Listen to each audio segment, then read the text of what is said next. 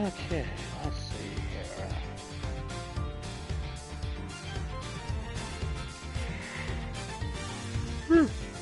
here. Oh, Jesus.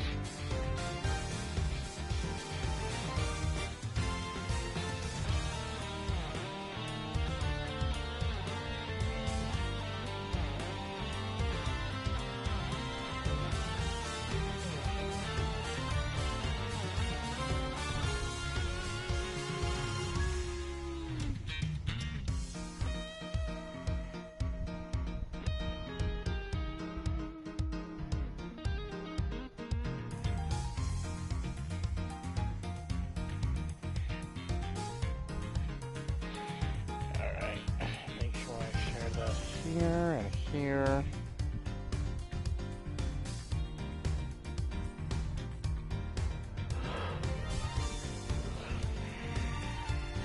And then I pull up my stream page.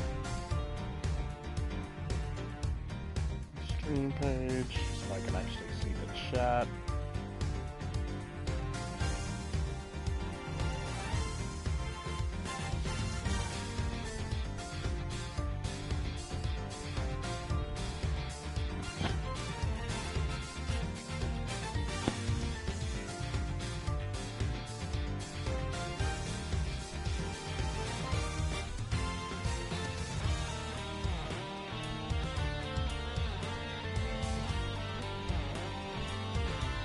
Okay.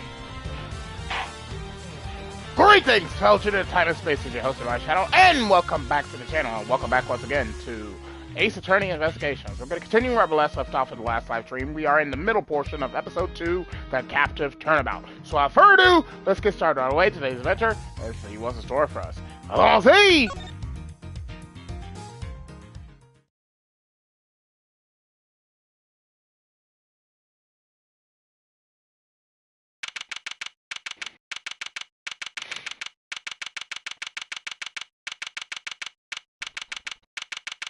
March 28th, 9:45 a.m. High Prosecutor's Office, room 1202. Ugh, I still can't believe what happened yesterday. It was terrible, the way those two treated you. Well, let's cut to the chase. I'm here to clean up your mess, Edgeworth. The committee hereby decrees that Prosecutor Edgeworth be relieved of his duties and replaced by Prosecutor Winter. Here ends the verdict. Judge Gavel and Mr. Winter certainly didn't mince their words, but that's not what concerns me right now. I'm more worried about the committee's reasons for doing what they did, and what they might do next. I suspect it won't be good. Earth to Mr. Edgeworth! Are you listening to me? Yes, of course. So this is it? You're giving up on the Bronco Knight case? No, I have no intention of doing any such thing. To walk away from the case would be to tacitly accept the committee's decision. The only problem is that I don't have the authority to continue investigating.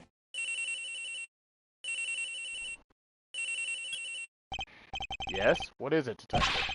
I've got some bad news, sir! Word down at the precinct is, they just arrested somebody for Knight's murder. What? Do you know who it is? No, but I heard they're being held in the detention center. Maybe you could go talk to whoever it is. Good idea, let's get down there, Mr. Edgeworth. Even without the authority to investigate, surely I can still pay a suspect an innocent visit. Alright, we're on our way. Me too! I'll see you there, sir! Won't you be missed, Detective? Nah, everyone's busy in the prison going over the crime scene anyway. Good, then we'll see you shortly. Yes, sir! Come on, Kay, let's go. You got it! March 28th, 10:23 a.m., Detention Center, Visitor's Room.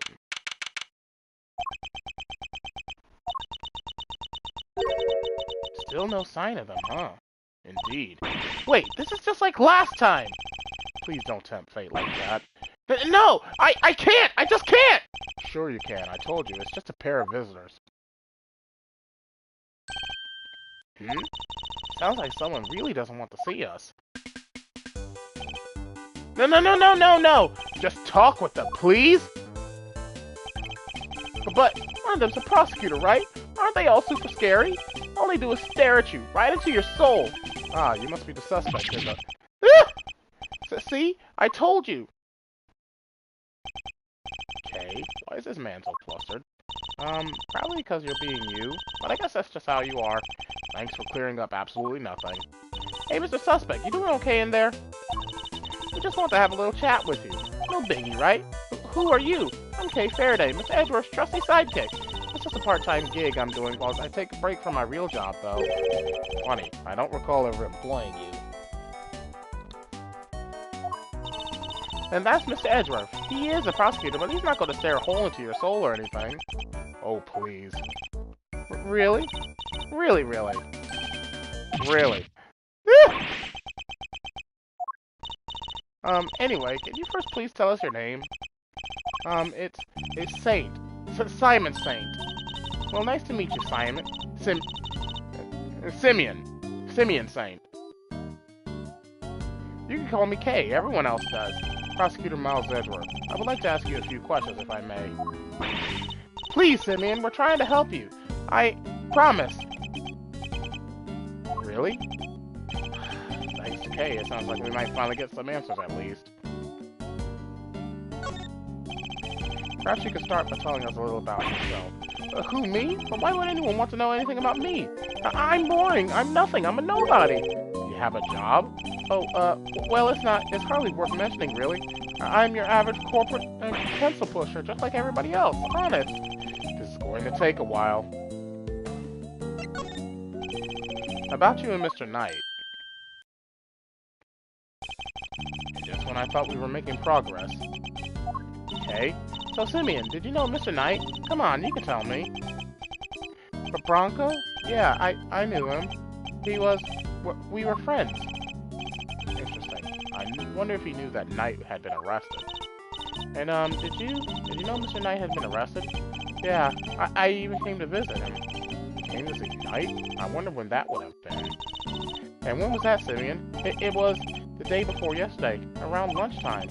I came as soon as I got the call from the cops. The police called him? Why? How come the police called you? They said Bronco asked them to, that he needed a favor. A favor? Uh-huh. He wanted me to bring him his chess set, the pocket-sized one. So I went by his place, and then I came here. A chess set? A chess set? Is it just me, or is she getting better at stealing my thoughts?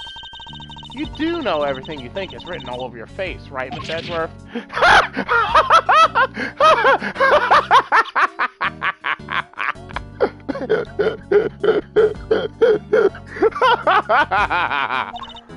Hehe, yeah, I'm not a mind reader, just an expression reader.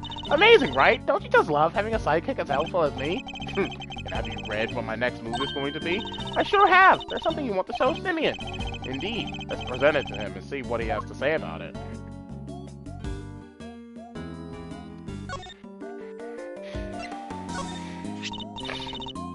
So this chess set. Oh, that's the one I brought from Bronco. Well, that settles that at least. We, found it next to Mr. Knight. He always had to have a chessboard somewhere nearby. I'm not surprised he had it with him when he... Simeon, you and Mr. Knight, you were very close, weren't you? Yeah, we were best friends. At least, I thought we were. But I guess I was wrong about that. What do you mean? If I knew him so well, why was it such a shock for me to find out he had killed someone? It's not easy discovering that someone you're close to has committed a terrible crime. It's a very bitter pill to swallow indeed. How could it all end like this? I could never have imagined something so awful. Something's not right here, Mr. Edgeworth. There's just no way Simeon murdered Mr. Knight. Yes, he certainly doesn't seem to have an obvious motive. And again, he wouldn't have been arrested for no reason either. I wonder what grounds they had for doing so. Why were you arrested, Mr. Saint? I just don't get it. Why won't he talk to me? I don't know. Honestly, I don't. Whoa, he answered you, Mr. Edgeworth. I guess he's not scared of you anymore. Thank goodness for small miracles. The cops burst into my house this morning out of nowhere. And before I knew it, I was here. These policemen. Was there a prosecutor with them? Yes, some kid named DeWinter or something? The rookie. I thought as much. So, did they interrogate you yet? What? I'm going to be interrogated? By the cops? Well, yeah, I mean, you've been arrested. You're a suspect now. No! Won't the detectives shout at me and threaten me and... Oh! They're always these hulking guys, right? Who get in your face and force you to... Detective Dick Gumshoe, reporting for duty! See? I told you! But please don't hurt me! But please don't crush me with those huge arms! No, please! I'm calling the cops! He is a cop. What's up with this guy, Mr. Edgeworth? Oh, nothing, Detective. You're just being you. I guess it's just how you are. I don't get it, sir. Look, Mr. Edgeworth, Simeon is clearly innocent. There's gotta be something, we could do for him, isn't there? Mr. Saint. Yes? You're Mr. Knight's friend, and 2 days ago you came to visit him. You have nothing at all to do with his murder. Is my understanding correct? Yes! I didn't kill anybody! Very well, then I will choose to believe you, and I will do all that I can to assist you. Huh? But why would you help a nobody like me? Let's just say that I may not be doing it solely for your sake. I have something of a personal interest in this case. That's right, it's payback time! We'll show those two whose investigation reigns supreme. Oh yeah, now we're cooking! Unfortunately, I still lack the authority to conduct said investigation. As such, my resources are rather limited, and I'll need to lean heavily on the ones I do have at hand. Which means you, Mr. Saint. Your information will be invaluable going forward. In other words, let's see if we can't help one another out, shall we? Oh, I just thought of something! Why don't you just borrow an attorney's badge? Then you can represent our pal here. Now's not the time for jokes, Gummy. I mean, Mr. Edgeworth is a prosecutor. He couldn't defend anyone if his life depended on it. But I wasn't kidding! I just thought helping suspects, that's what a defense attorney does, you know? Sure, but we can do that too. The only thing that matters is that we find the real culprit in the end. So come on, let's get to work. Yes, ma'am!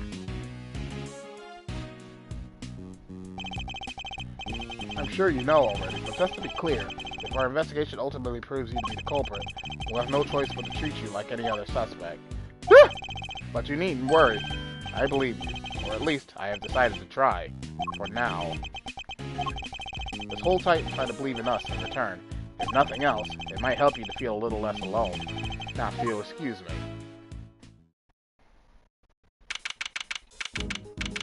March 28th, 11:22 a.m., Detention Center. Corridor. So, we talked a good game in there. But we can't even get back inside the main prison to see the scene of the crime. Maybe defending the guy in court is our best bet after all. Gummy can't defend for his life, remember? Well, who do we have here? Oh, it's this guy again! If it isn't Edgeworth and the gang, what are you cats doing here? Listen, pal, if you've come to harass Mr. Edgeworth again, I'll... Hey, easy there, Detective Flatfoot Sholmes. I'm here to work. Work? What, you're here to defend somebody? Whoa! The K-Meister nails it in one! Aren't you just a uber-intelligentes one of the bunch? Uber-intelligentes? That's not how you use either of those words, Fender. Some may say I'm an easygoing old rogue about town, but I'm actually not a half-bad attorney. Which is why I've been summoned to the old jailer Rudy for a meeting with a new client. The suspect is one Simony Sainsbury. You mean Simeon Saint? Wow, that's freaky. You know more about my job than I do. Wait, Mr. Edgeworth, Mr. Fender's the defense attorney. Are you thinking what I'm thinking? I fear I might be. In fact, it could be our only option. Not so long ago, I found myself embroiled in another case that wasn't mine. I managed to worm my way onto the crime scene by agreeing to be a certain someone's subordinate. Not an experience I ever wanted to repeat, but I fear I may have little choice. Fender, Before you say another word, I just gotta point out the fine print. Eddie Fender doesn't take on associates. Say it ain't so! I hear you protesting, but pompous prosecutors are a no-go. Especially those of the Von Karma variety. I should have known he wouldn't forgive me that easily. I understand why you wouldn't want to work with someone like me. What's more, I understand how you feel about all things Von Karma. But please, believe me when I say, I'm not the man I was back then. I'm no longer under my old mentor's spell. You better believe it, pal! Mr. Edgeworth's a changed man. Sure, he used to be the demon prosecutor, but he's not like that anymore. I do have feelings, Detective. Tommy's right. Mr. Edgeworth's one of the good guys now. He's not just a prosecutor, he's a hero. He got me off the hook just last month. You don't say! Well, that escalated quickly. But he was! There's no other word for it. He was heroic, great thiefly even. Please, Fender, don't you think there's something odd about the way the committee stepped in yesterday? There's more to this case than meets the eye. I'm certain of it. I can't just walk away from this. I can't! Please, allow me to help you with this investigation. Sheesh. A bow for the great Miles Edgeworth. Never thought I'd see the day, but here we are. So enlighten me, if you will. What made the leopard change its spots? Well, I suppose I would have to say, the courtroom itself. I've experienced so many things, and met so many people there within its four walls, including some old friends who showed me a better way to be. How could that not change a person? Well, I'll be. The old you would have never have bared a soul like that. That was beautiful. You might have even surprised you know who, and you know how much that takes. Tell you what, here's what we're going to do. We're going to start again with a clean slate. So, this is me. Edgeworth & Co. Law Offices. Eddie Fender, senior partner. Edgeworth? That's right. Mr. Fender here began his legal career as an assistant to my late father, Gregory Edgeworth. What? Your dad was a defense attorney? So you know who Mr. Fender keeps talking about is... The clever K. Meister nails it in one yet again! That's right, I was talking about his old man. Guess you all noticed I kept his name over the door, so to speak. Least I could do for old Gregory, really. Listen, Edgeworth.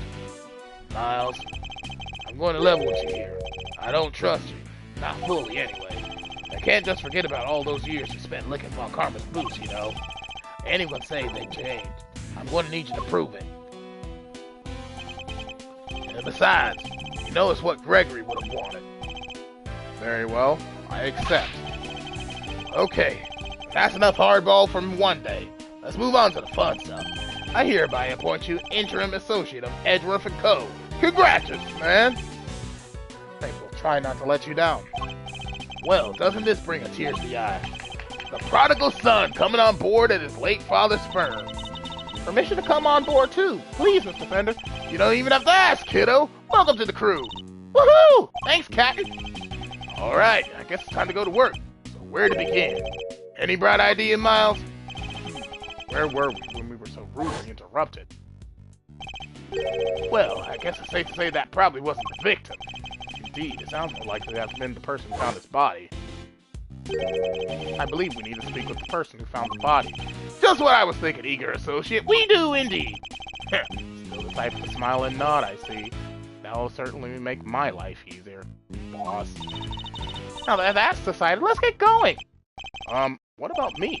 I'm a detective. I can't just hop on board as an attorney's assistant like you guys. He has a point. I can't leave him adrift all on his own, now can I? Detective Gumshoe, I have a special assignment for you. You are to continue investigating the case under Mr. Winter. If you happen to discover anything that seems useful, you are to notify me immediately. You're in a uniquely powerful position, Detective, and I'm going to need all the info you can pass our way. You can count on me, sir! I'm a real pro when it comes to letting things slip to the defense. Trust me, I know. Just this once, those loose lips of yours might be what saves our ship.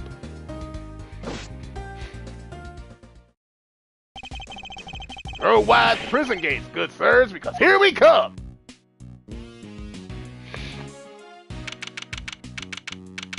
March 28th, 11:50 a.m., prison, corridor.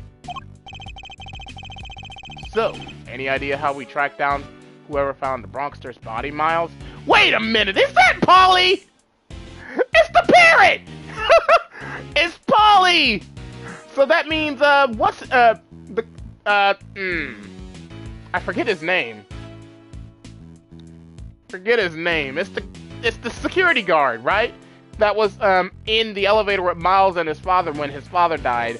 That's his cell, right? Hi, Polly! Any idea how we track down whoever found the Bronxter's body, Miles? I think our best bet would be to simply ask around. Oh, don't you dare! Oh, hello. Who is this? Excuse me, but... Oh my, just look at you! Are you talking to... Me? It was fabulously chic, darling. Fabulously! Facial hair is so very au courant, don't you think? Enchanté, mademoiselle. And much obliged. Defense attorney Eddie Fender at your service. Let's get things off on the right foot, shall we? A little embracer, perhaps? Oh, I like the sound of that.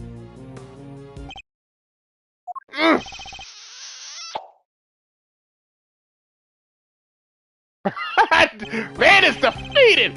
Right on the kisser! Well, how else does one greet a new friend? A little smooch is entirely de rigueur, don't you think? Wow! Talk about stealing a kiss! Indeed. Act so shameless it puts even great thieves to shame.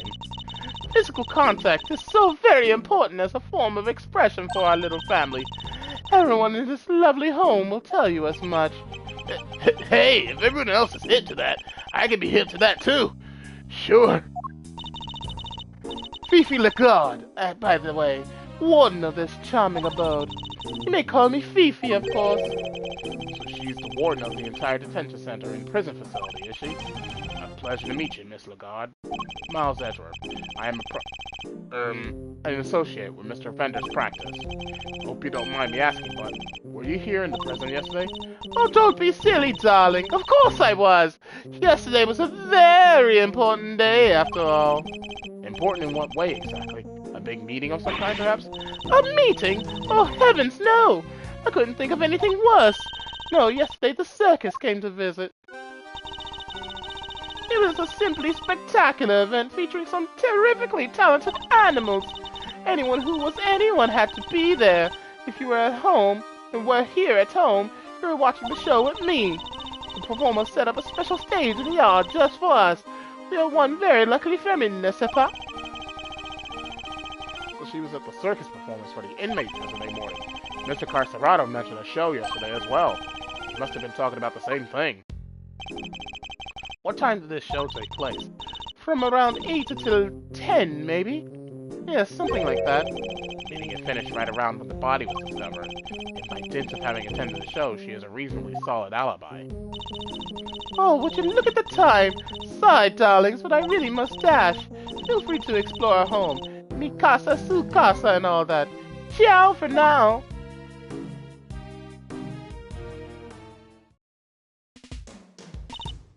Well, what now, Mr. Edgeworth? The person who found the body screamed, and that scream was heard by one inmate that we know of. Therefore, our first task is to question this inmate, and see where his information will take us next. But first, I want to see this parrot. Let me see the parrot. It won't let me interact with the parrot! No! About the person who found the body, do you happen to know where he is right now? Should be in one of the workshops, I guess. Usually is at this hour. It seems the workshops are our next port of call. I can see the crime scene through the window in this door. Mr. Edgeworth, you can't just shove your whole face in front of a window like that. You have to do it more sneaky-like. Steal a few good looks while keeping a lookout for your enemies.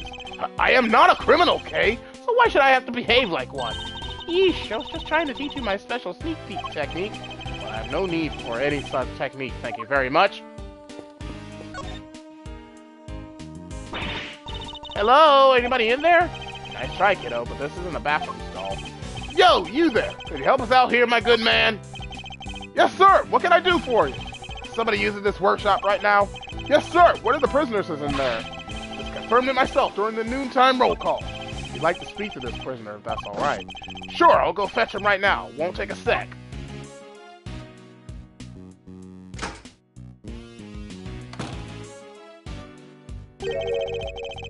This one's all yours, mousy boy. What? Why? Let's just say I'd rather not roll the dice with someone I don't know, yeah? Huh, I thought adults were all supposed to be strong and brave. Well, you're not looking so brave yourself right now, so let's call it even. Here they come. Oh my god! That's a face I wasn't expecting to see for a long time! It's Frank Solid! What the hell? This is OG villain number 1 from the very first case in the very first Ace Attorney game. Wow! I was not expecting to see you of all people. Hello. Yes, sir. Hello. I hear you wish to speak with me. Not exactly the hardened criminal we were expecting, is he? My name is Miles Edgeworth. I'm a public prosecutor. A prosecutor, you say? A defender, attorney at law. What happened to being too scared to handle this? Listen, sorry about my pal here. He gets the weirdest ideas. Prosecutor indeed. That'll be the day. He's actually just an associate. Jeez, Miles, get a grip, will you? He's right. I must forget that I'm a defense attorney's assistant for the time being. That explains it. I did think you looked a little different from the prosecutor I spoke with yesterday. So he's already spoken to Winner. Would you mind answering a few questions? No, of course not. I'd be delighted. My name's Sawit. Frank Sawit. The witness is all yours, my young associate. Sure, have the intern do everything. Why not? Mr. Sawit, you are no doubt aware that a murder took place yesterday. Would you mind telling us where you were at the time the body was found? Yes, I was in that workshop there, working as one might expect. What kind of work were you doing? Well, I'm actually retraining at the moment. I'm hoping to become a stylist, you see. A pet stylist, that is. Yes, so I've been studying hard and practicing every moment I can. An unusual field of study befitting an unusual prison, I suppose. And that's it. I certainly didn't see anything. Interesting. I barely asked him anything at all, and he's already sweating bullets. So, yes, I'm afraid I won't be able to help you. Sorry. No, I'm the one who's sorry, Mr. Sawit, for this interview has only just begun. I mean, even if you're to ask me, You know something, don't you? That's... He's definitely hiding something. I'll need to push it a little harder if I'm to get any answers. Is it time for some mind chess? Is it time for some mind chess? Mind chess time! The first step is to analyze the situation. Let's take a look at our opponent. Oh, I didn't see anything. Really can't help you, I'm afraid. Something tells me he'd be a good poker player. It's hard to tell much at all from his face. I don't think he'll be giving me much in the way of physical cues either. I have to rely solely on his words instead. It's the only way I'll know what's going on underneath. Alright, time to make my first move. Let's see who we're dealing with here. He may be good at hiding his emotions, but everyone has a tell. Alright, what's your connection to this incident? Tell me, what's your connection to this incident? Which incident? The murder? Oh, well, it has nothing at all to do with me. Nothing. Really? I wouldn't dream of getting involved in anything as ghastly as that. You see, how can I put this? I like to think of myself as an upstanding citizen. A good person, if you will. A good person who's in prison? Forgive me, Mr. Sawit, but under normal circumstances, good people do not tend to end up in prison.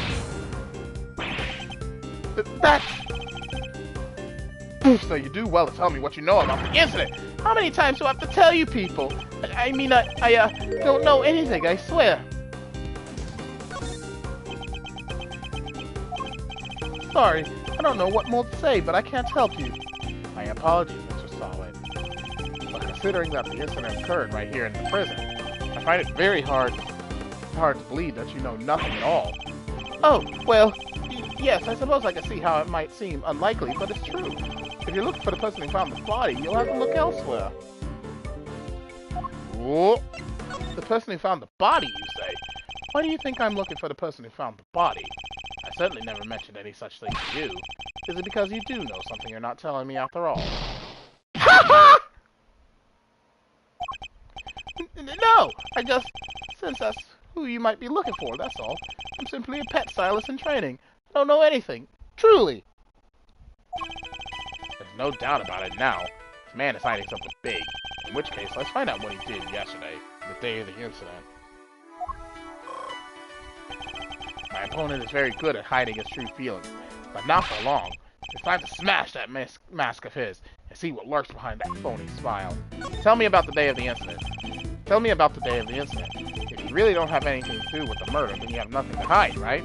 Well, the day of the incident... Oh gosh, I mean, so much happened. What were you doing? I want to know what you were doing, Mr. Sawit, in detail. I told you, I'm a pet stylist in training. And that's what I was doing yesterday. Training. Specifically, I was giving the animals a trim. You didn't notice any commotion at the time of the incident? I would imagine things are suddenly quite tumultuous around here. Well, commotion, you say? No, not really. Maybe I heard someone, but... Were they screaming? You heard someone? Was there someone screaming by any chance? And don't try to tell me you don't remember. You continue to assert that you know nothing about the incident, Mr. Sawit, and I'm afraid I don't believe a word of it. Ah! No, I thought I heard someone yelling, but I don't really remember. The fact that he heard a scream at the time of the murder may well prove to be a useful clue.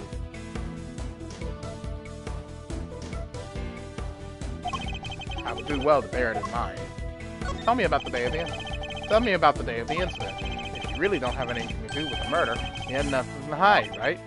Well, the day of the incident? Oh gosh, I mean, so much happened. How were things in prison? What was it like here in the prison yesterday? I really don't remember. I don't have the best memory, I'm afraid. I'm trying to deploy my clue. You said you heard a scream! You don't remember? Please. You literally just confirmed that you heard a scream! Oh, but I might have been mistaken. The truth is, I really don't remember. Your memory fails you yet again. How convenient. But I know you're lying, Mr. Sawit. How dare you talk to me like... I mean, I'm not lying. Look, if you must know, when I'm working with the animals and I get into the zone, they're all I see. Am I to understand you have something of a talent for animal grooming, then? Well, my scissor technique could use a little work, but I say I'm quite good with the animals. They seem to like me. I'm especially good at calming them down when they get scared. Scared? What exactly do they get scared? Surely it doesn't happen very often. Well, that's... Oh, thankfully it doesn't. A scream would certainly frighten them. A loud scream would certainly frighten the animals, wouldn't it? Why are you going to such lengths to deny having heard the scream? What is it you're hiding, Mr. Sawit? Tell me! Ah! I can assure you, I'm not hiding anything. I'll admit, I did really hear somebody scream, and I'm not hiding anything, I promise. The mask is finally beginning to crack. Now to shatter it completely by asking about the scream itself in more detail.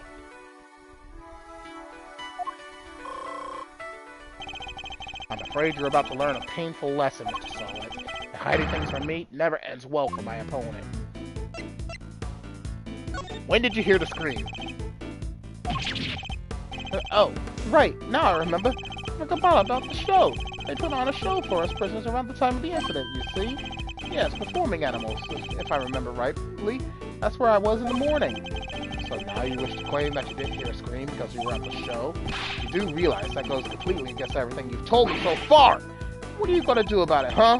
That is, my memory is patchy, as they say.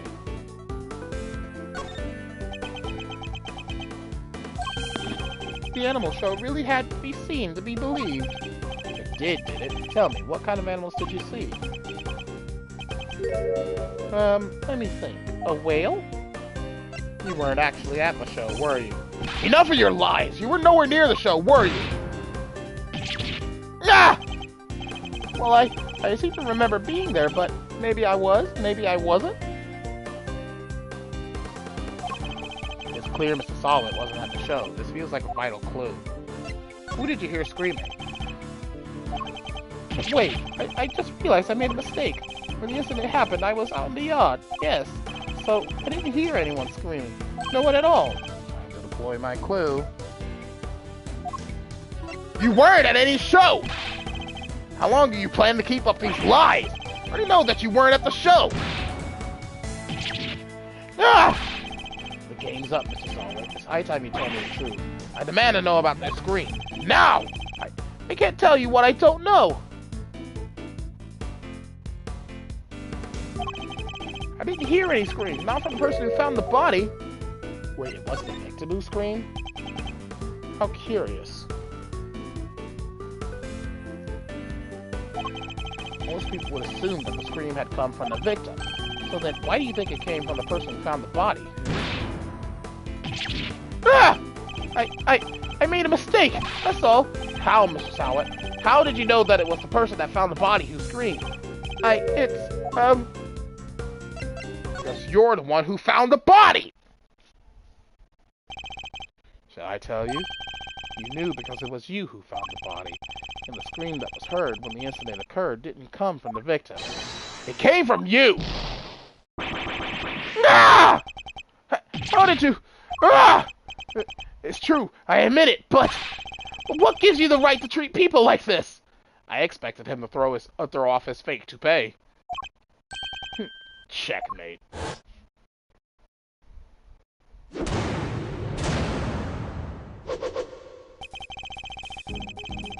Now that we've established that you were the one who found the body, Mr. Sowett, I believe you have lost any standing you might have had to withhold your cooperation.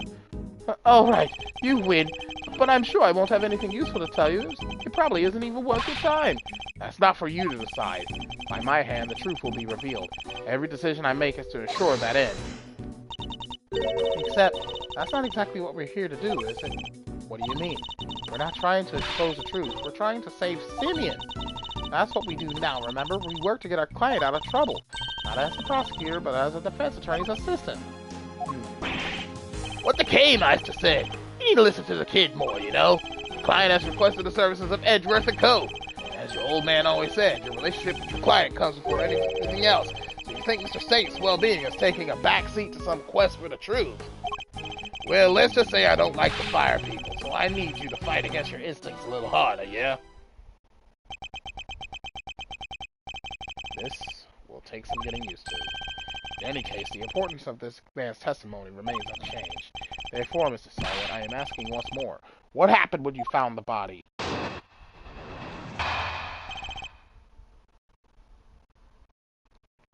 Finding the corpse.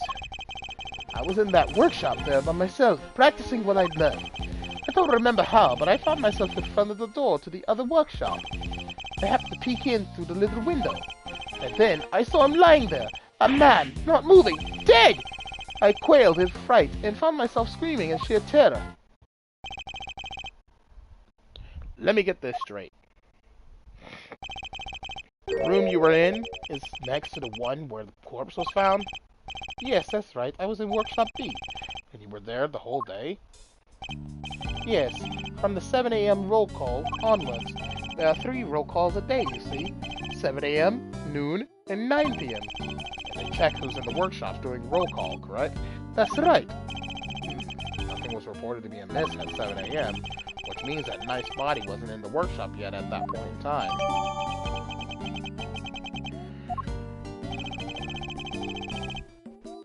Guess that means the murder took place after 7 a.m., which puts it right around the time the show was happening. Ah, yes, the show. I remember the other prisoners going to see it. And therefore, anybody who wasn't at the show has no alibi. Would that be a fair assessment, Mr. Sowett? I guess so, but I only found the body, I swear. There's a clear contradiction in Mr. Sowett's testimony. Rooting it out should be my first priority.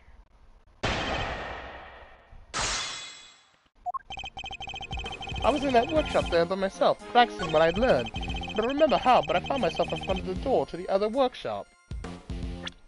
That's not possible, not with the door sensors. Objection!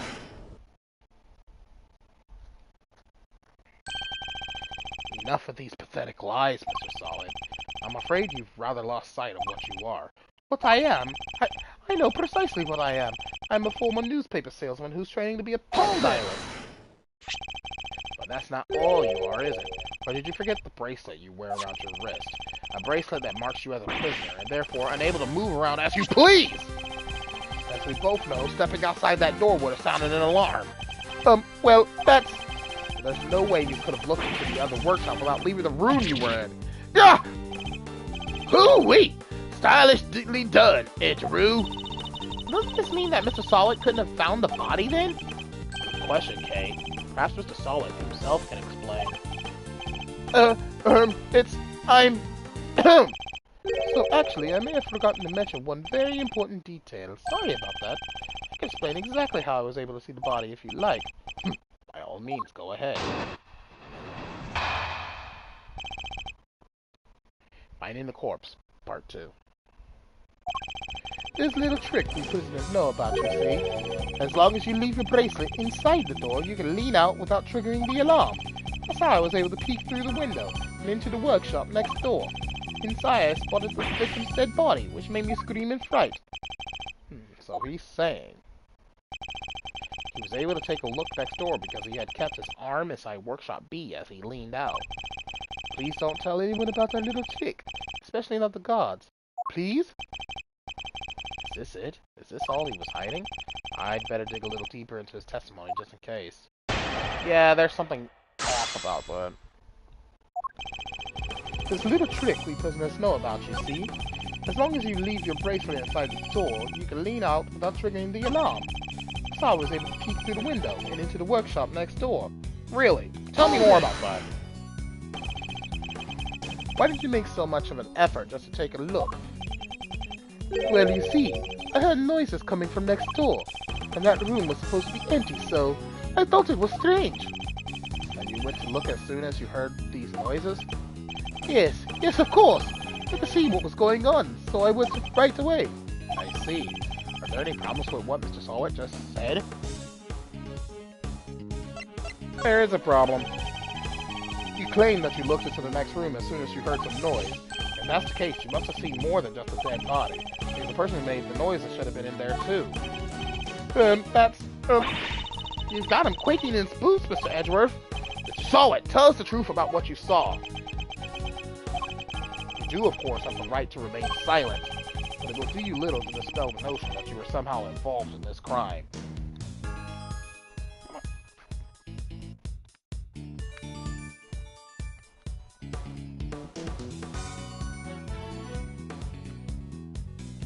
Give me a second.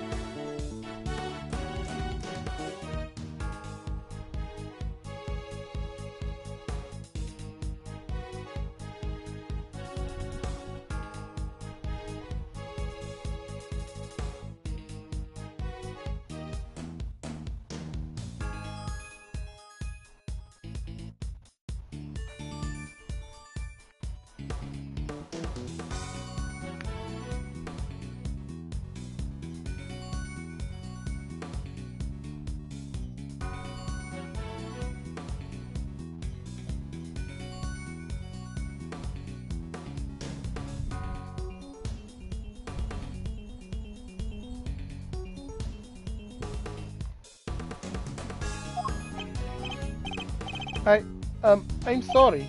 I did see something else, but it's too insane to believe. I really thought they might have dreamt it. That's why I wasn't sure if I should mention it. Just tell us what you saw. Alright. It was that dog. And what I saw is the stuff of nightmares. That huge black dog had sunk his terrible teeth into the victim's throat. What did you just say?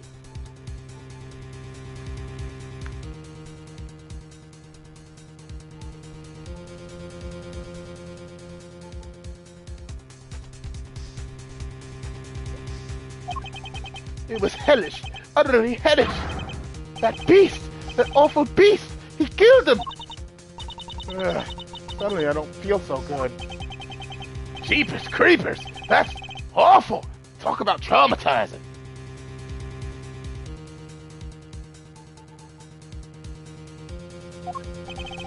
It was dreadful, horrible. Now you know why I couldn't help but scream!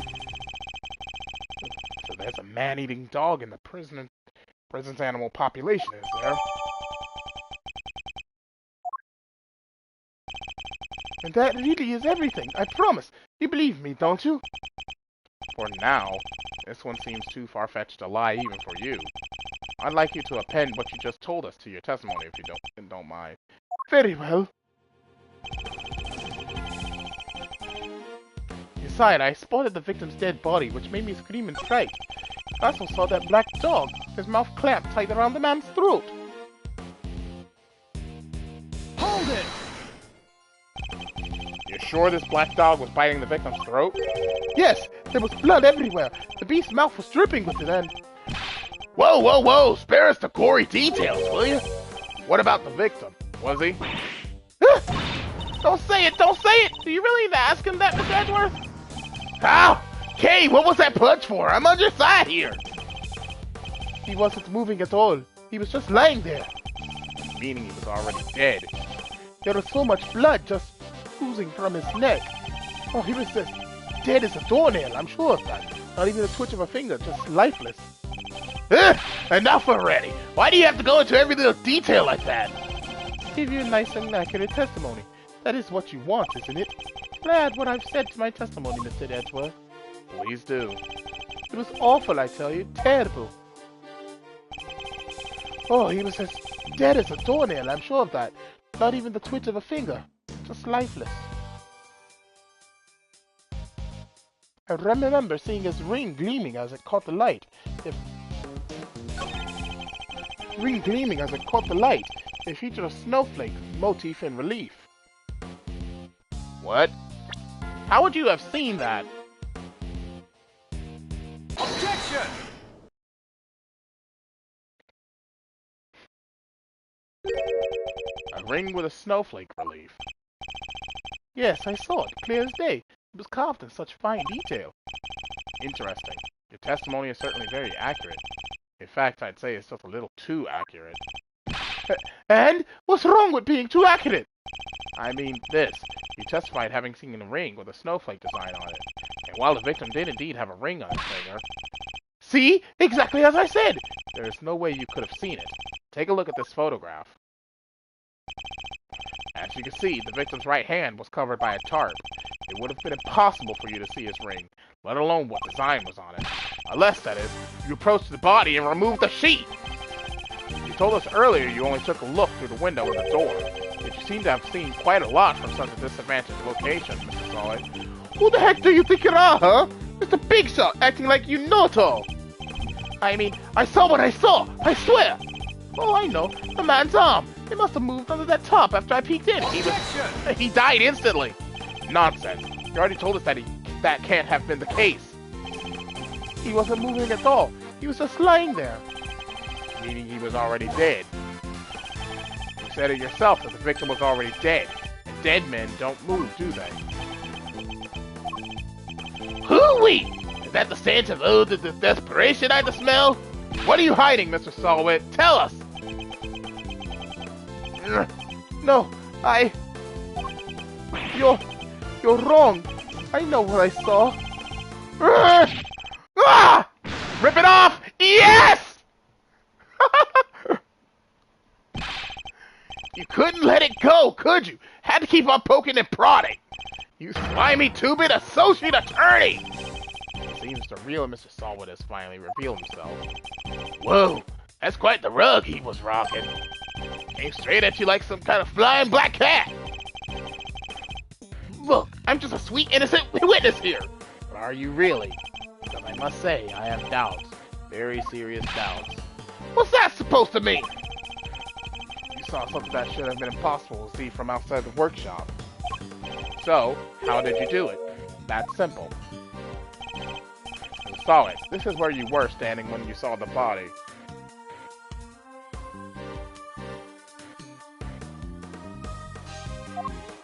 The only place he could have been was in Workshop A. You were in the same room as the body. That's the only way you could have seen the relief on the ring. Ha! Say what you want, But you don't have a shred of evidence, do you? Nothing to prove I was in the room with the body anyway. You can't prove it, can you? Because I was in the next room over, minding my own business and looking after the animals. Why else would I have signed out a pair of rubber gloves and gloves? For fun? Now put up or shut up. I want to see evidence that proves I was in that room with the body.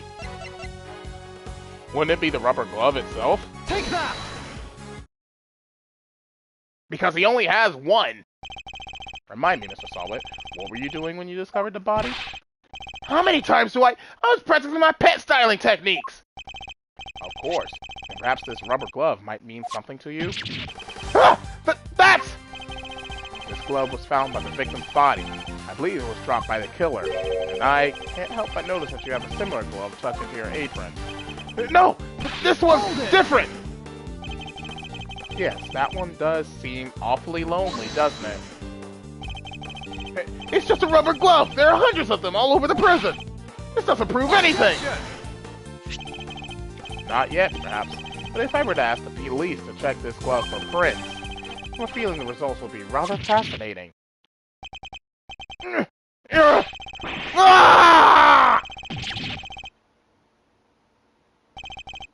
It's over. Objection! What the? That was pretty rad objection, am I right? Please, Fender, now it's not the time for tomfoolery, but I have a legit objection, because this isn't over. There's something that still doesn't make sense. My man here's a prisoner, right? He's got one of those bracelets he's on. That's true! So how could he have left his workshop in the first place? His bracelet would have triggered the alarm if he tried. Right. You don't have a good explanation for that one yet. Well, anything you'd like to share, good buddy? We're all friends here. That's weird. You should be clinging onto that bracelet like the big round lifesaver it is. In what way? As in, it's the best hope our wig-flinging friend here has for getting off the hook for murder. Sorry, can't get into the crime scene with a bracelet on. If it was me, I'd be arguing that for my life. Yet he has to set a peep about it. I wonder why that might be, Maybe the bracelet doesn't work? Or it's fake? The sound of silence. I suppose Miss Law Priestess did preach that silence is golden yesterday, too. Whoa! You sound like an actual attorney for a second there, Mr. Fender. The worst of times are when lawyers calmly show our biggest smiles. Gregory taught me that. It's part of the attorney's code he lived by. So, friend, what's the dealio? Why so coy about your bracelet? Well, to tell you the truth, it's broken. Broken? I fell over a little while back, you see, and hit it on the floor. After that, it didn't seem to set the sensors off anymore. I should have told the guards about it, I know, but it was awfully convenient. I see. So your bracelet is broken. Do they really break that easily? If so, then this prison has a serious security problem. You there! Could we have a moment? Aw, aren't you just the cutest? Ahem! Meow! How can I help you, sir? This prisoner's bracelet appears to be broken. What? Really? That's not good. I'll get someone to find a replacement right away. Thank you. We'll keep hold of the broken one for the time being.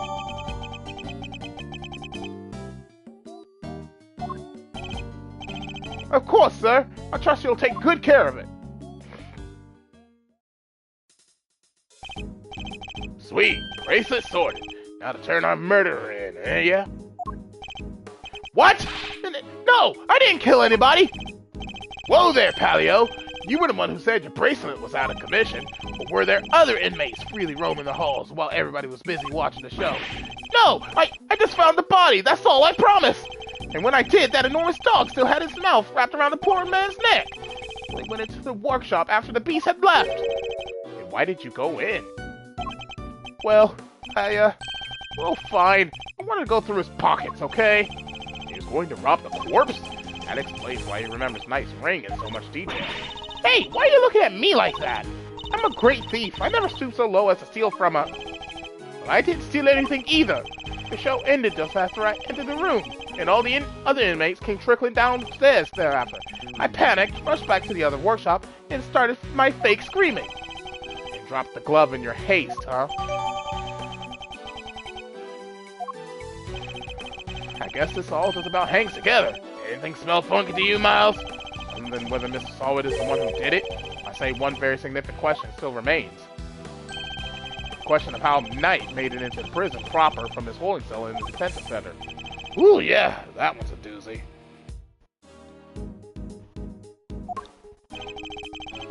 I also can't help but wonder about another key feature of Mr. Solid's testimony. That dogs and foaming can only mean one thing. Mr. Solid. Yes? What is it? Were you the only person who didn't go to watch the show? Well, no. There was one other who didn't. Am I right in thinking that this person couldn't have watched the show even if he wanted to? Yes. How did you... I knew it. I had my suspicions when we first ran into that black dog yesterday, but this confirms it. For a criminal that dangerous to end up in a place like this is unbelievable, but... Where's this person's cell? You're going to see him? Who are we talking about here? Him! He's not like the other prisoners, you know. He's special. Gets treated like royalty. Is it Von Karma? But you didn't hear that from me. All I'll say is, if you value your life, you'll stay well away from him. What? Will you please stop trying to scare us all the time? The big cheese, huh? Well, I, for one, definitely value my life, so that sucks. They keep him in maximum security. Which is over there.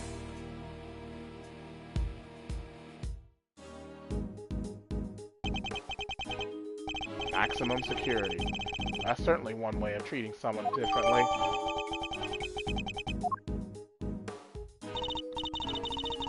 Alright, quit being so mysterious and tell us who he is already. Let's just say he's highly skilled when it comes to people's lives. Better than anyone, in fact. And, that's all I'm prepared to say on the subject. In fact, I may have already said too much. Well, Milesy, anything you care to share? Or are you going to leave Kay and I in the dark here, too? Mystery Man in maximum security is an old acquaintance.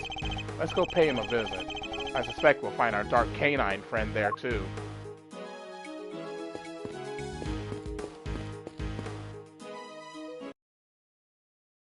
It can't be Von Karma then. Maybe it's Shelly the Killer? Wow, it's pitch black in there. I can't see a thing. Didn't you say that the Yatakarasu takes flight even in the dead of night or something? Even in the depths of night, when no other bird dares to take flight. One alone soars to shine the light of righteousness on the world's light. And that one is me, for I'm the great thief Yatakarasu. Whoa, you are one powerful performer. Thanks, but that doesn't help me see in the dark. I'm a human, not a three-legged raven. Ah! Whoa. Ah, Mr. Edgeworth. That voice. I knew it. It's been far too long. You remember me? I can hardly forget now, could I? After all, you are the one who put me away. Mr. Edgeworth? Are you talking to that dog? Or is there someone else in there? Still can't see a dang thing. Oh, but I am forgetting myself. Forgive me, I do not often receive visitors. One moment, I will turn on the lights.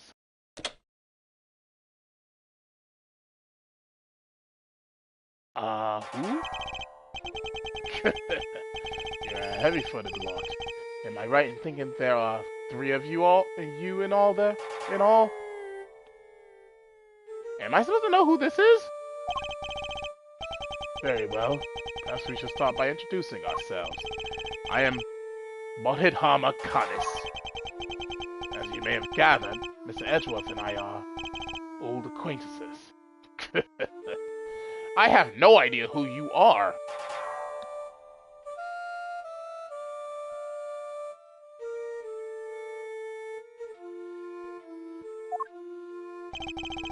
Kanis was a notorious assassin. Oh! Someone knew him as the Blind Butcher. Oh, so he's new! Okay. His only weapons were a vicious hunting hound and a fearsomely sharp knife. His appearance was always announced by the sound of bells, the last sound his victims would ever hear. Well, Mr. Edgeworth, am I to guess why you have come to see me? You know why I'm here. In fact, I'm willing to bet you know every detail of this sordid little affair already. And I suppose we have nothing to hide from one another. Your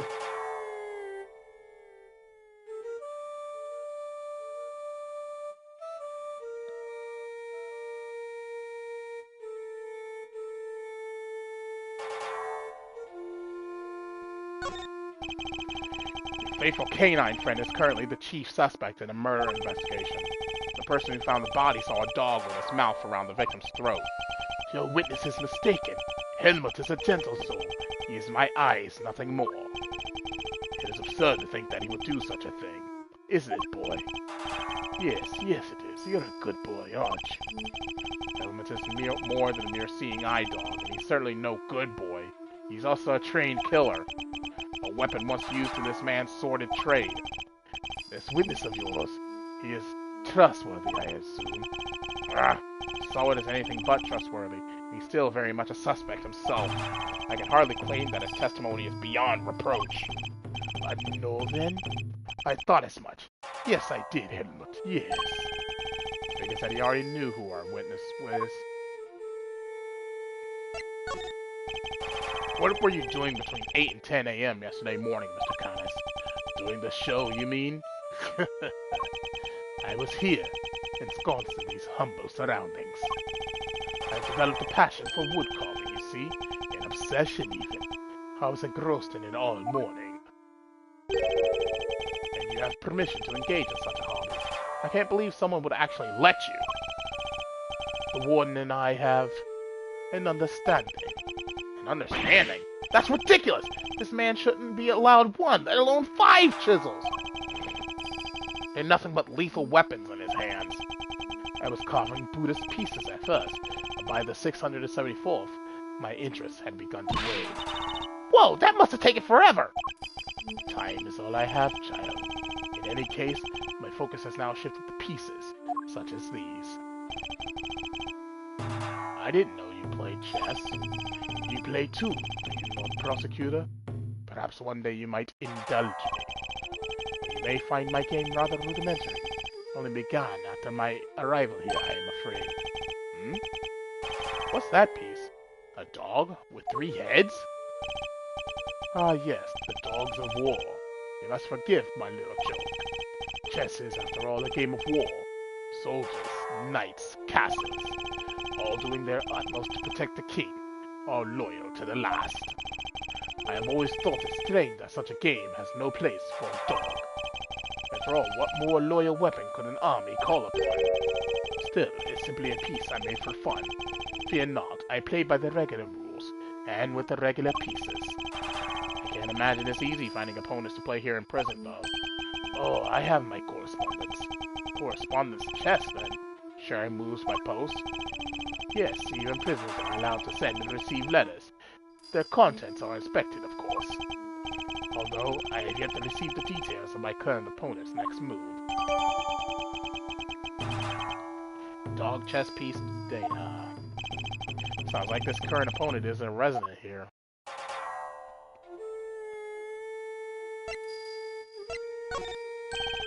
I suppose you know the identity of the deceased, Mr. Canis. His name was Bronco Knight, was it not? Poor unfortunate soul. You keep your ear to the ground. My ears are all I have here, Mr. Edgeworth. Why am I not surprised that he's plugged into the prison's information network? But perhaps he was not so unfortunate after all. What do you mean? Mr. Knight's crime was a grave one. A crime from which he would have been made to pay dearly anyway. The attempted assassination of a president. That is no small matter.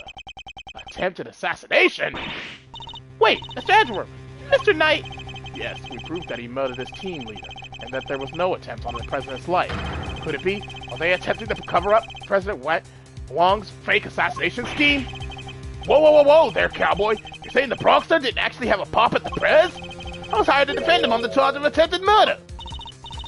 You mean you don't know what really happened? So what, they just blamed the whole assassination thing on Mr. Knight? Would explain why the committee was so keen to get involved. Of course! They took you off the case to try and keep you away! And swapped in that wiener kid to push through an attempted murder charge. In other words, they're trying to cover up the truth. So they really were trying to frame him. According to the guards, this night, was it? They tell me he was violently insistent that he had attempted no assassination, which would have come out anyway when the case went to trial. I am no expert in legal matters, but allow me to say this one thing. I know for a certainty that he would not have been the first inmate imprisoned on false pretenses. An uncomfortable fact, but a fact nonetheless. Yes, Hilbert, yes it is, yes. The courtroom is not always the bastion of truth you believe it to be, Mr. Edgeworth. No bastion of truth, huh? I've heard something to that effect before. Yes, from a certain Interpol agent who doesn't have much faith in prosecutors.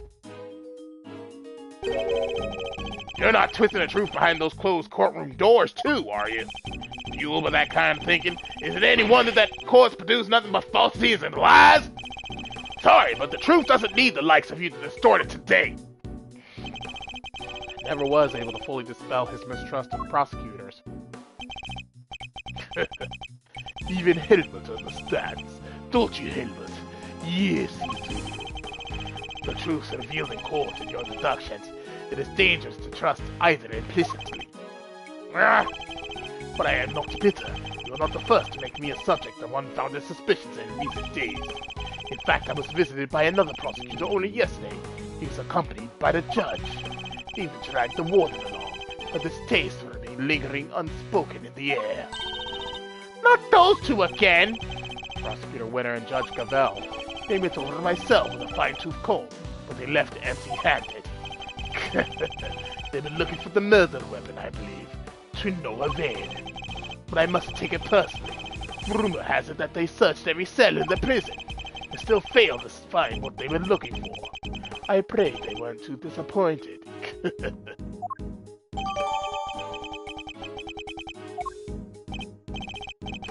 Well, that posed more questions than it answered. What do we do now? Sawa's testimony is flimsy at best. I'll need more proper evidence if I want to take Canis on. Well, I think that's quite enough chit-chat for one day. Helmut will show you out. Good boy, Helmut. Go on now. He's not showing us out permanently, right? Let's get out of here. Come on. Until next time, Mr. Canis. It does pain me that our brief time must end, just as we were becoming reacquainted. I await your return, Mr. Edgeworth.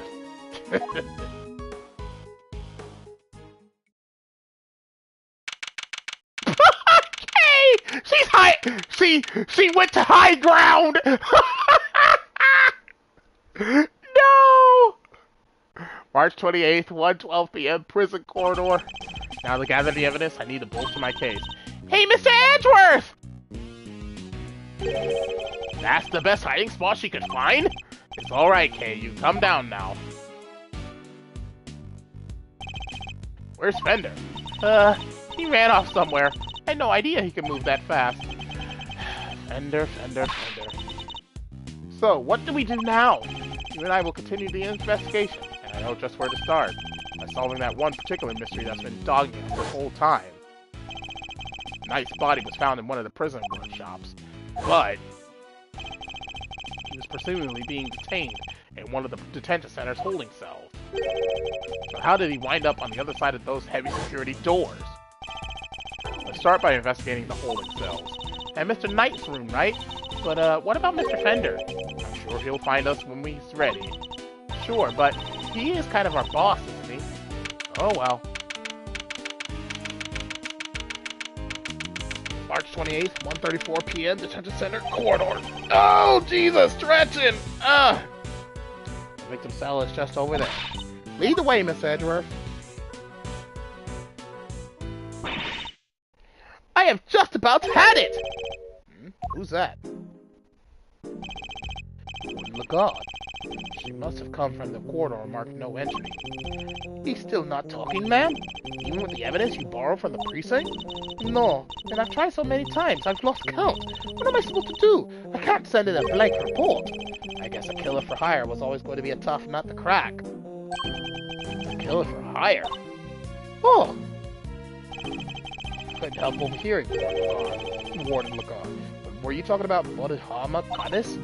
My, you were listening. How very gauche of you. A girl's privacy is her armor, you know. Do you normally conduct interrogations of the man yourself? Oh, it's not just him, darling.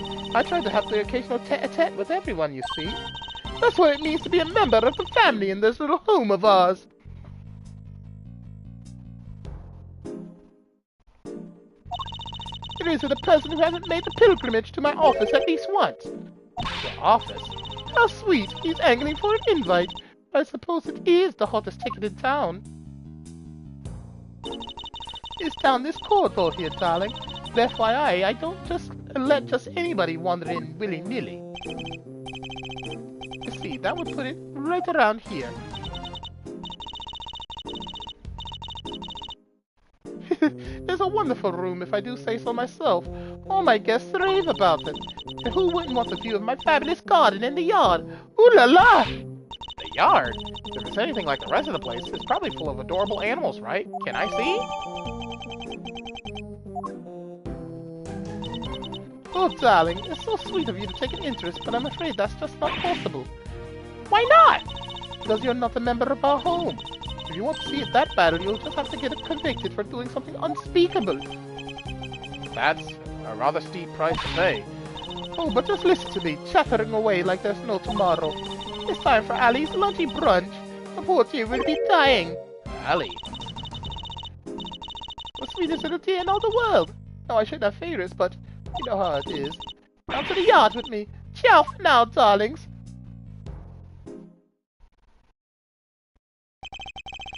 I wanted to ask her more about Canis, but she dominated that conversation from start to finish. Let's go investigate the victim's cells, shall we?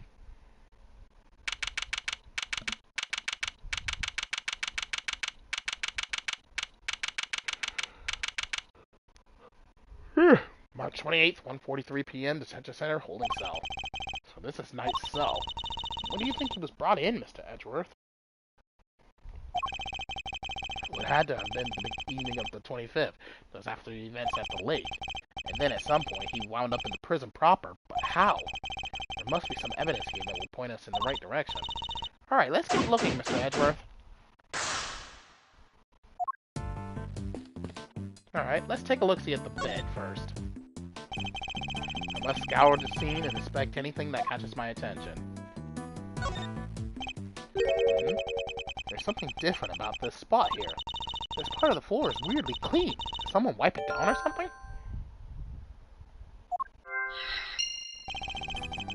Why would someone only do the part right next to the bed, though? Hey, look! This newspaper's got a chunk of it missing. Right, a few of its pages have been roughly torn out. But why? Maybe Mr. Knight wanted to clean his cell, but didn't have a cleaning cloth? Not a totally implausible theory, I suppose, but who would try to clean their cell?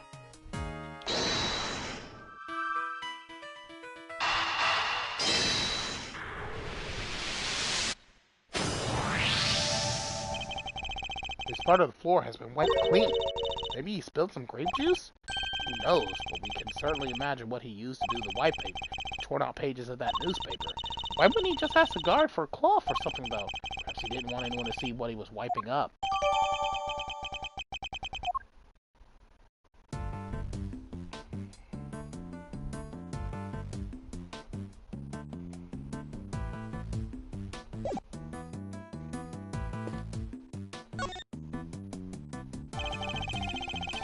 Scour to see and inspect anything that catches my attention. Okay, let's see here.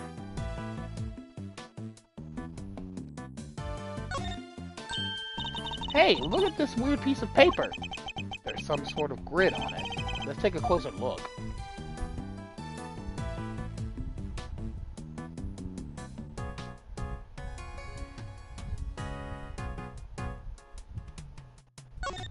The grid appears to be a chess diagram. The victims, I suppose. What's a chess diagram? A visual representation of the game of chess. See how the locations of all the pieces are marked? There seems to be a closely fought contest, but perhaps if this pawn were... No, wait. Not now, Mr. Edgeworth. There's no time to be playing games. Yes, I suppose you're right. This isn't the first time I've seen this configuration of pieces. It was from a different perspective, but it was definitely the same game. Perhaps it would be wise to take another look at the evidence in our possession. Will this be related to the evidence somehow? Wasn't it this? Eureka! This chess game. I've seen it before. Enough with the chess chat, Mr. Edgeworth. We're supposed to be investigating here. Focus! I am investigating. This particular bit of chess chat could prove to be vital. Now, take a look at this. Can you tell me what it is? It's the chess set we saw in Mr. Canis' cell.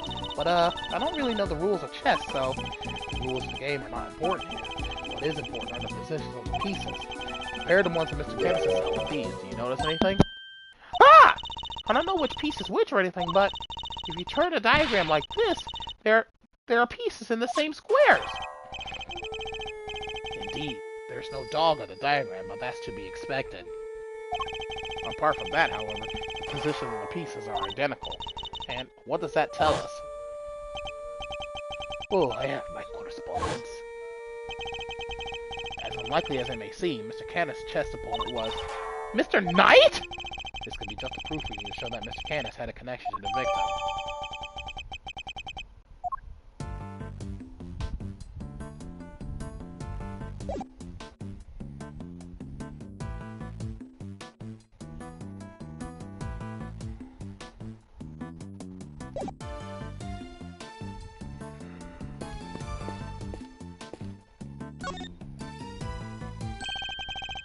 Reflected in the mirror is a security camera! A great thief's greatest enemy! Nothing about this place is very thief-friendly, if I'm being honest. I think that might be entirely deliberate, okay? Guard! I'd like you to retrieve the footage from this security camera and review it as carefully as you can. If you see anything out of the ordinary, inform me immediately. Yes, sir!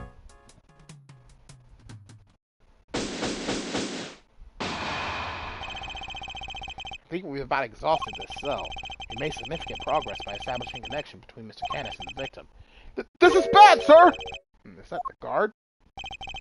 The security camera footage, sir. I watched it and what is it? What? Can you show it to us? Yes, sir! I have a small playback monitor with me. What are you waiting for? Let's see it!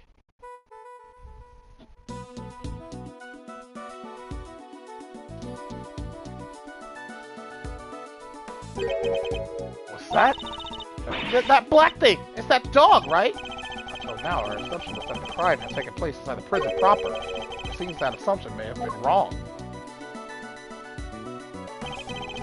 Knight had actually been attacked at this location.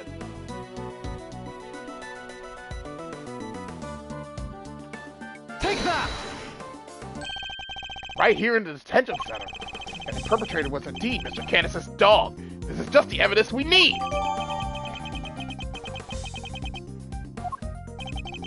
This is where Knight was actually murdered. One of the pieces of evidence we found here in his cell takes on a whole new meaning. If Knight's cell was the crime scene, which piece of evidence takes on a new significance? Wouldn't it be the... it'd be the floor, right? Because if the floor has been wiped, that means blood had been wiped away. The floor of Knight's cell was wiped clean, presumably to remove something. Could that something have been his blood? Thank you, officer. Would you mind doing me one more favor? Name it, sir. There's a detective by the name of Gumshoe somewhere in this facility. I need you to give him a message. Tell him to have this cell tested for traces of blood, and report the results to Edgeworth. You got it, sir!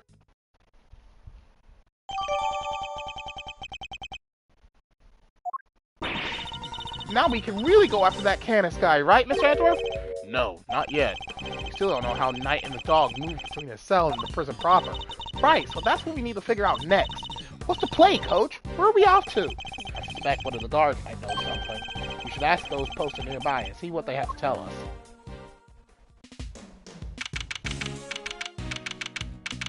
March 28, 2:15 p.m., Detention Center, corridor.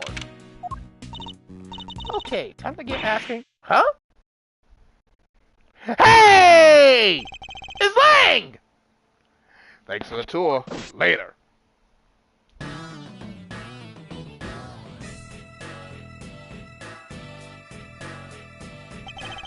Well, Mr. Prosecutor and his little friend. I didn't expect to run into you here. Must be my lucky day. This is Agent Shilong Lang of Interpol. He was in charge of a case I worked on 2 weeks back. Thought he had gone home to Zhengfa after that, but here he is. Got some business to take care of, I take it, Agent Lang? You could say that. Nothing that need concern you, though. Hehe. First a black hound, now a wolf all in black. Hey, wait, why are you all alone today? That's true. He's usually accompanied by an army of police officers. I hear you were at it again a couple days back, sticking your nose into things. A couple of days back? Ah, he means the incident with the president of Zhengfa. Actually, I thought you might be there as well, heading up the security detail. Ha! Our president doesn't have much faith in the efficacy of his own country's police force. Maybe now he'll think twice before using contractors again. Amateurs. Agent Lang doesn't have much faith in prosecutors or the courts to do their jobs right, which is why he's so meticulous about investigating with his hand-picked cream-of-the-crop officers. Indeed, no doubt things would have turned out differently had you and your men been in charge. My men, huh? Yeah, those guys aren't around anymore. What? They're not? It's funny, isn't it? I'm a real lone wolf now. Ha ha ha ha! What are you saying, Agent Lang? What on earth happened? I told you. It doesn't concern you. See you around, Mr. Prosecutor. Wow, he seemed not okay. Yes, and I would very much like to know why. There's nothing we can do about it right now. We'll worry about Agent Lang later. We have an investigation to conduct. Alright, let's start by talking to these guards. Oh man, I am in so much trouble. What's the matter? You seem perturbed. Oh, well you see, one of my uniforms is missing. I could have sworn it was right here in my locker. Did it grow a pair of legs and run off somewhere? Where in the world did that idea spring from? Anyway, I hope you track it down soon. I'll be rooting for you. Thanks, I appreciate it. Missing guard uniform data jotted down in my organizer. I was wondering, have you seen an enormous black dog wandering around here recently? That thing? No way! If I had, well, let's just say I'd be a lot more nervous about standing guard here. So, do you and this dog have some kind of history or something? Now, Kay, you should know when to let sleeping dogs lie. By the sound of it, Candace's dog hasn't been spotted on the side of those heavy security doors. Hey! Are those my faithful assistants I see before me? Vendor, where exactly have you been? Where have I been? I've been looking for you two. Been searching high and low. Wandering lonely through the... that's a word. Through the prison halls. It was terribly, I tell you. But the prison's over there on the other side of the facility, boss. So listen, I just got the lowdown on some seriously dynamite material. You want to hear it, right? Right? Seamless. I was chatting with a few of the guards and they told me something très intéressant. Turns out the Bronxer had himself a little incident 2 days ago. Pre-mortem, if you catch my drift. An incident? Simeon told you he came to visit his pal, right? Well, it happened right after they wrapped up, when Bronco was being escorted back to his cell. He was just one guard, and he was handcuffed, obvious. He made it back, and the guard was taking off his cuffs when the Bronxer clobbered him, knocked the poor guy out cold. Sounds like it might have been the prelude to a jailbreak. Because when the other guards showed up, they couldn't find their comrade's keys. Were there any ramblings about Knight attempting an escape? That's the bit that fries the old noggin. There were none. He just sat in his cell, then turned up dead. And what's more, he swore right to the end that he never stole the keys. He turned the cell inside out, too, but no dice. The guard who was struck, what did he have to say? Nothing. The poor guy was still out when they took him to the hospital. Word is, he's still there. But there's nobody around to tell us what really happened.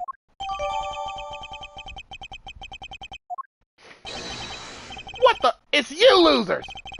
That's all we need.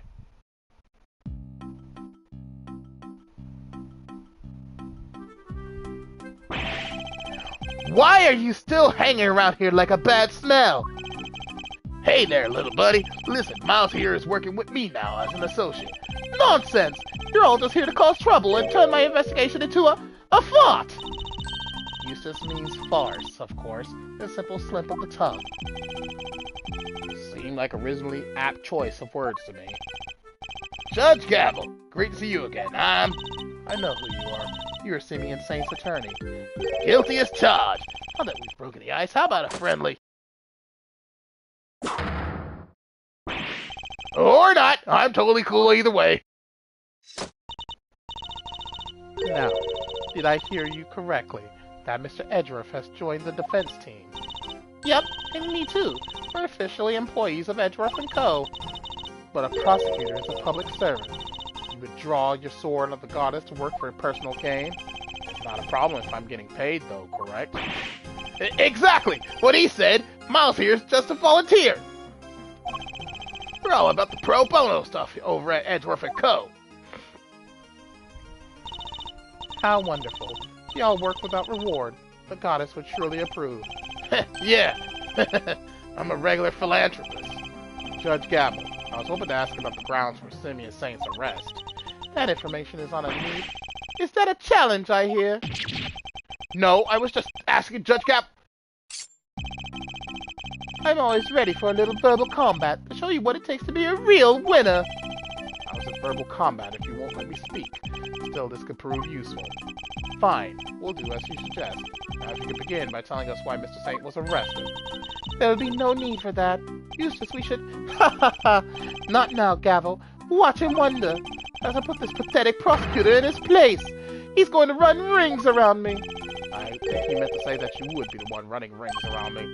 And I will! So badly that your ears will be ringing. Prepare to be humbled, Edgeworth.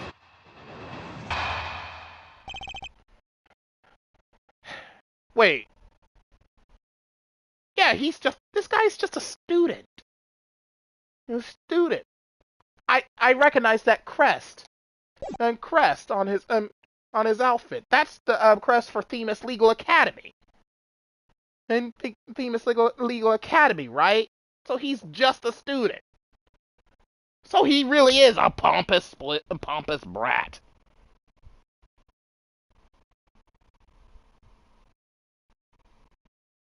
Reason for arrest. You want to know why I arrested that man? It's simple. Simple! I found evidence. Evidence of him all over that thing. How's that for some winningly incontrovertible, conclusive proof? Who saw the truth first? Why, me, of course.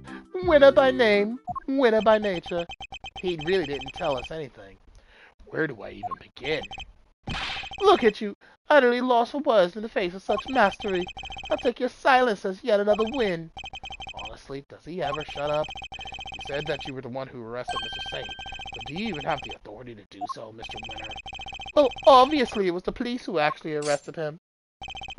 I told them to do it, so I think I could claim the credit, don't you?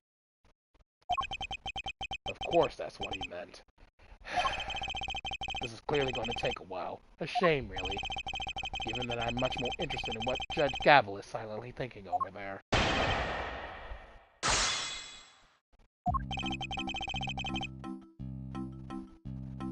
You want to know why I arrested that man? It's simple. Simple. I found evidence. Evidence of him all over that thing. Hold it! Evidence of him was all over that thing? Could you be a little more specific, Mr. Winner? Do I really have to spell it out for you, Edgeworth? I hope if you could put 2 and 2 together. Stop messing around! The onus is on you to provide us comprehensible testimony. Come now, Eustace. I'm sure Mr. Edgeworth and his friends will be very interested to learn how you cracked the case. They certainly look keen to hear about it. Fine, if you insist. I'll fill in the gaps.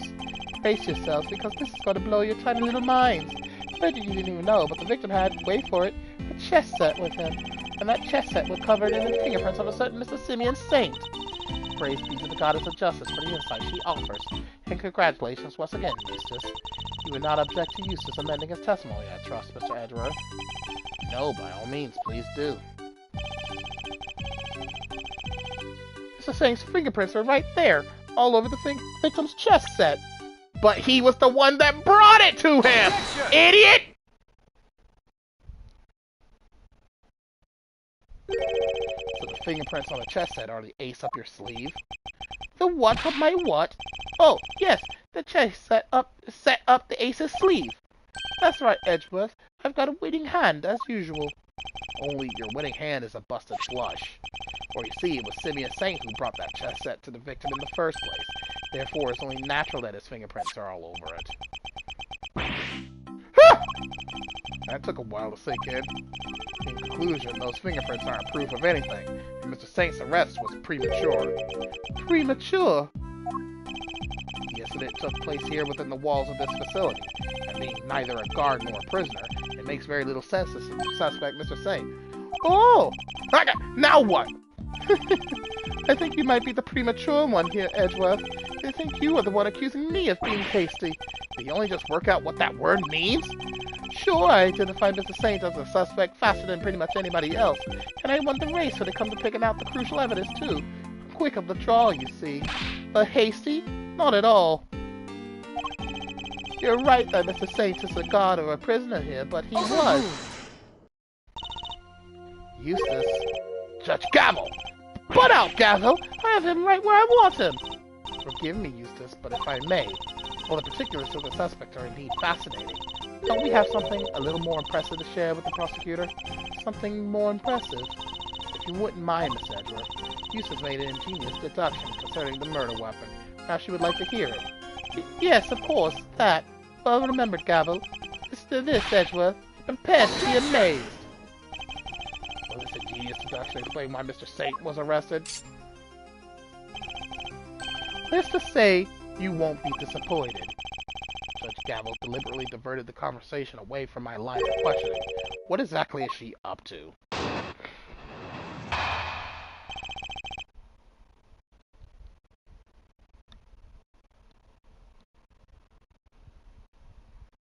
The whereabouts of the murder weapon. Fact 1. The murder weapon was some sort of metal blade. Fact 2. Potentially deadly blades are strictly controlled within the prison walls, as we both know. From these two facts, I concluded that the weapon in question must have come from outside. It must have been hidden inside the chess set. That's what I think, anyway. As the only prints we found on the chess set belong to the victim and the suspect, I say it's blindingly obvious who brought the weapon in and used it, wouldn't you? If nothing else, his testimony this time is a little more comprehensible than the last. Another winning deduction brought to you by one winner, Eustace, prosecutor extraordinaire. More like one winner, useless prosecutor extraordinaire, if you ask me. How could anyone even hide a weapon inside that chess set? Good question. Why don't you take a look for yourselves? Inside the chessboard? I suppose there's only one way to find out.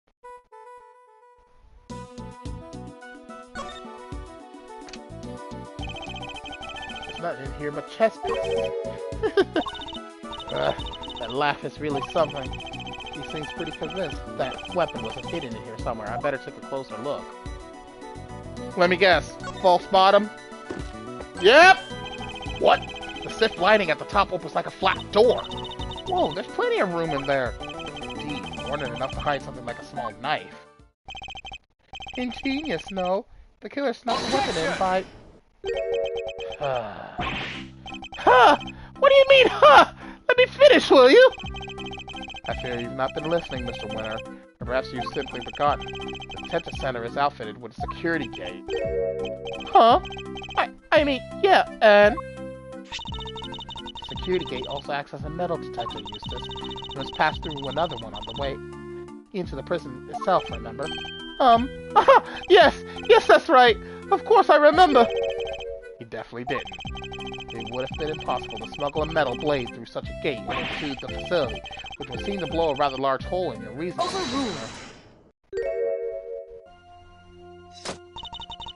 That gate is only used to scan people. Any items they bring into the facility are only subject to a cursory check. Are you telling me that the chess set wasn't put through the metal detector? It should have been. Also, it seems the guard has grown a little lax in that regard of late.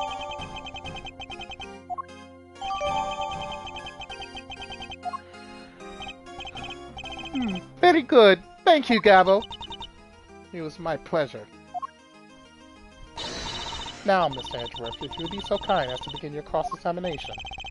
Cross-examination? It's like she's holding a trial. Well, no matter. Let's see how well this ingenious deduction of Mr. Winters holds up, shall we?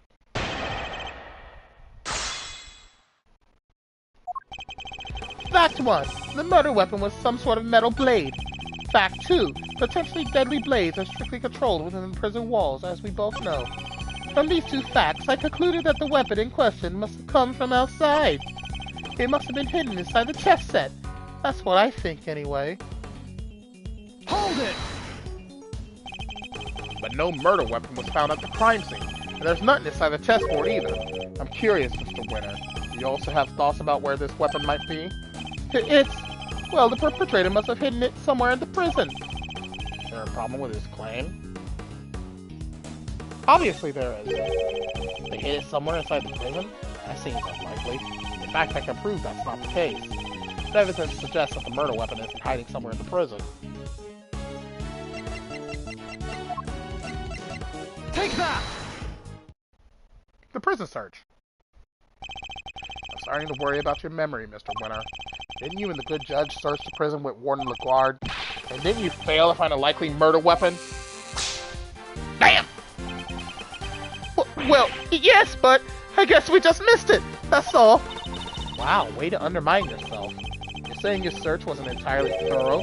You, the so-called winning rookie? Stop making fun of me! Eustace. Calm yourself. Breathe deeply. Do not allow your opponent to get under your skin. You're right. I'm a winner. Why should I let a third-rate loser like Edge Worthless here get under my skin? I'll thank you to leave my name out of this. Well, I'm Kay Faraday, and I'm A-OK. Not you two, please! Look, it's simple. Since my first-rate investigation didn't turn up any weapon, it means there wasn't one to find. Which leaves only one possibility. The murderer took the weapon with him when he left the prison. That's why we couldn't find it when we looked. Obviously. But what you are proposing is impossible! And this proves why the culprit couldn't possibly have taken the weapon out of the prison with them! The security gates. It's like, they couldn't have done that! More memory trouble, Mr. Winter? Now you're forgetting things you yourself said. Are you making fun of me? Again? So you remember what I said. But perhaps you might have been better served by remembering this. What's that? Wait, does he seriously not remember? It certainly seemed that way. There's a security gate at each of the entrances to the detention center and the prison proper. Coming from the prison, anyone leaving the facility would have had to have passed through both of them. 2 gates, both fitted with metal detectors. Oh wait, now I remember! Looks like he got his memory back. So as you can see, there is no way anyone could have taken a weapon out through both gates. And therefore, there is no way the murder weapon could have left the building. Ah! In which case, Miss Edgeworth, perhaps you would care to tell us where you think the murder weapon might be. It is still here on the premises. That's the only plausible conclusion to be drawn. But we searched the prison from top to bottom and couldn't find anything! Because you were never going to find anything to begin with. Not when you were laboring under the misconception that it's a blade you were looking for. Yeah, we know the truth about what happened to Mr. Knight. We've seen it with our own eyes. That is quite a claim. I assume you have evidence to support it. What is the weapon that was used to commit the crime? Take a look at this, Judge Gamble, and the weapon used in this case will become clear. Take that! This is footage taken from a security camera trained on Knight's holding cell. Now watch it for yourselves and see.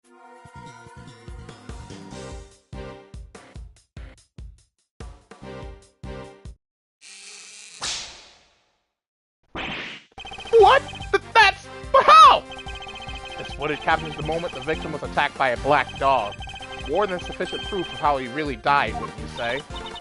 Yes, it is certainly significant.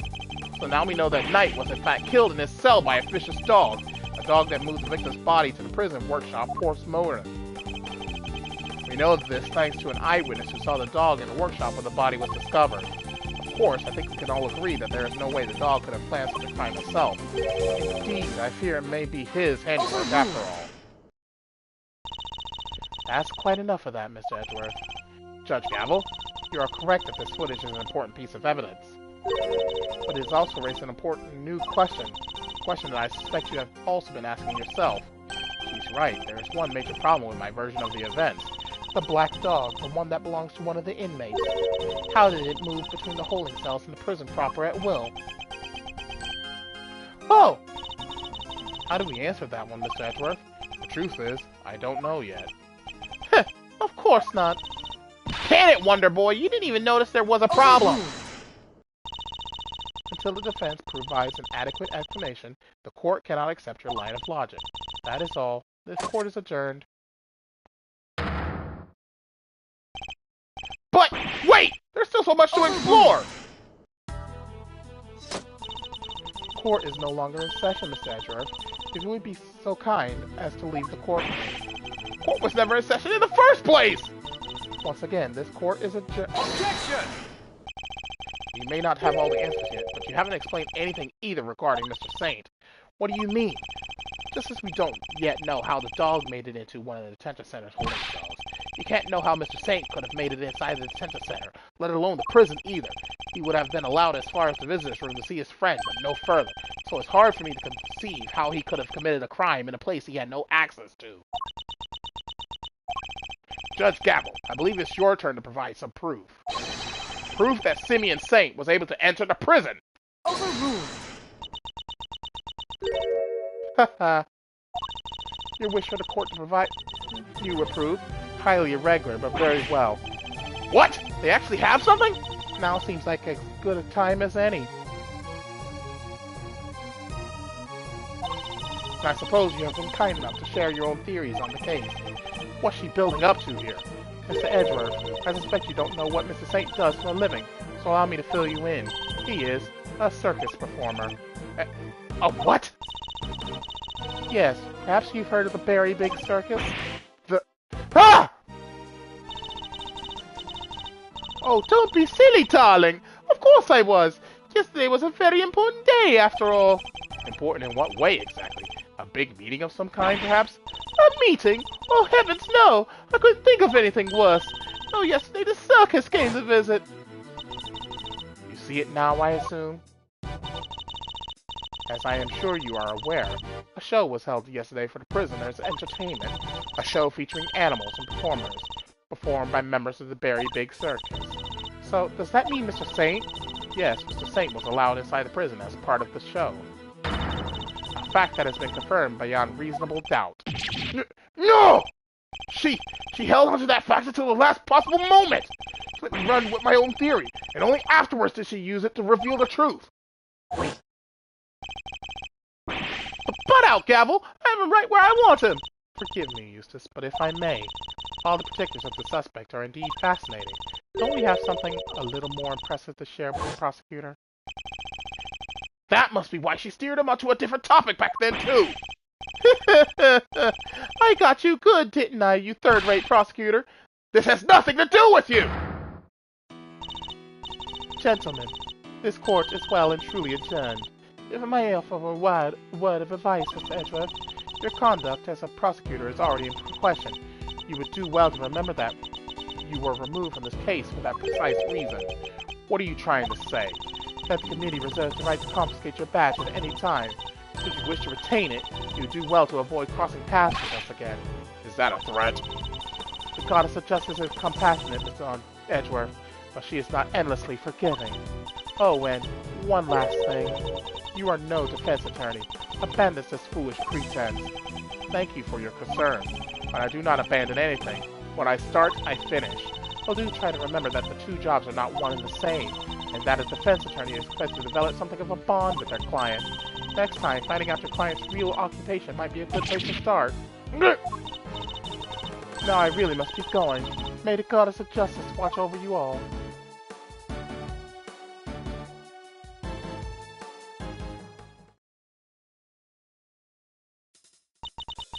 So Simeon lied to us. Not just you two. Guy took me for a ride too. What's his deal? Whoa, whoa, whoa! You're not having second thoughts about all this, are you, Milesy boy?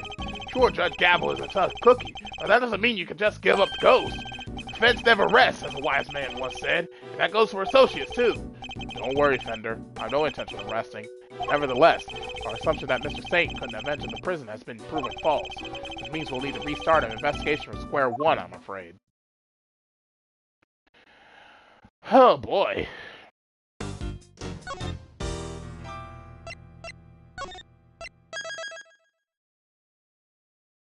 And with that, that brings today's episode to a close. So, tomorrow, I might be streaming a little bit late because I need to go and pick up a package from the post office, which will have my brand new controller, so I can finally break that in.